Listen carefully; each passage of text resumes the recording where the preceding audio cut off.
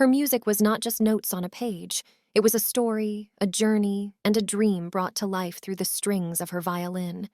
As her music filled the air, it carried with it the essence of Harmonyville, a town that had evolved, celebrated its artistic spirit, and created a melody that resonated with the hearts of its residents.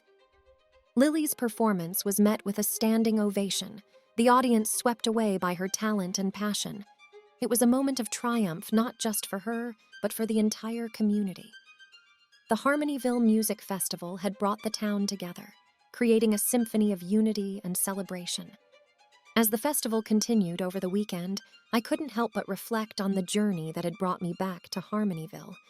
It was a journey of rediscovery, of embracing new opportunities, and of finding my harmony in the melodies of life. It was a journey that had led me to new friendships, particularly my close bond with Henry, who had become more than just a colleague. He was a true friend. Harmonyville had evolved, and I had evolved with it. The town was no longer just a place from my past.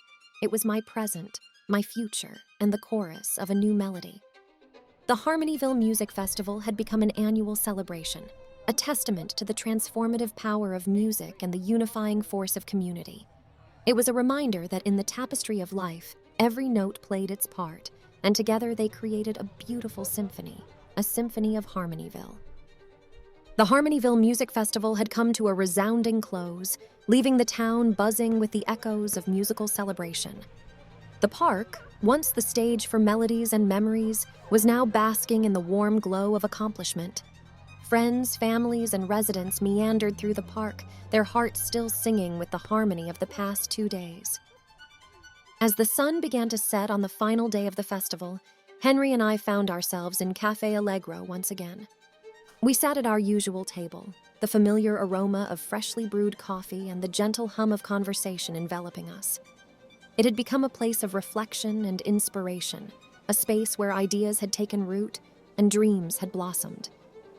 The cafe had become more than just a place for planning the festival.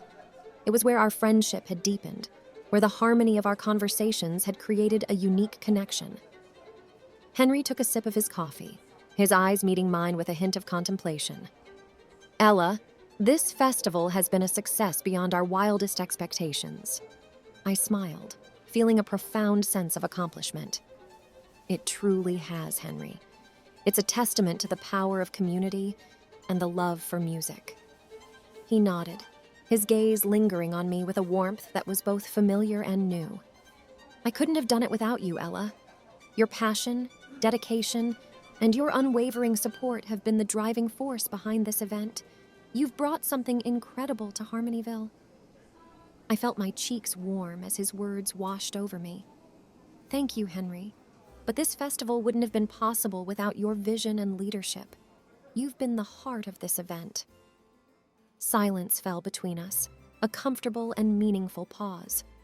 In that moment, I realized that the Harmonyville Music Festival had not only united the town, but had also brought Henry and me closer together. As we gazed at each other, a shared understanding passed between us. The music had been the catalyst, the festival the crescendo, and our shared journey the symphony that had composed our connection. It was a connection that had grown into something more profound, something that defied categorization and definition. Henry's hand reached across the table, his fingers intertwining with mine. It was a gentle and meaningful touch, a silent acknowledgement of the emotions that had woven their way into our friendship.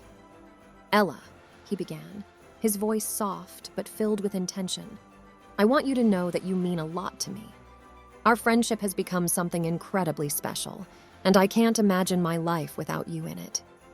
His words hung in the air, a question and an invitation that needed no verbal response. The festival had served as a backdrop for the realization of our feelings, and as the notes of our connection played on, we found ourselves stepping into a new chapter. I met his gaze, my heart singing with the same melody. "Henry, you mean a lot to me too. The festival, our friendship, it's all been a beautiful journey. I don't want to imagine my life without you either." The unspoken emotions that had lingered between us now found their voice. In that quaint cafe, amidst the aroma of coffee and the gentle hum of conversation, our connection deepened. We had found our harmony, not just in music, but in each other. As the evening continued, we shared our dreams and aspirations, our laughter and our hopes. The festival had brought us together, but it was our shared connection that had unveiled our love for one another. With each passing day, our love story continued to compose its own melody. We embraced the harmony of our lives, finding joy in each other's company, celebrating the art that had united us, and sharing the music of our hearts.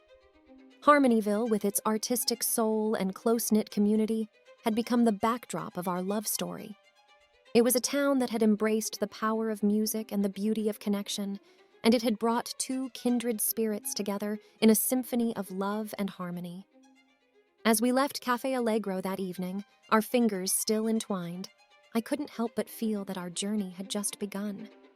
It was a journey that had evolved through the notes of a musical festival, deepened through friendship, and found its crescendo in love.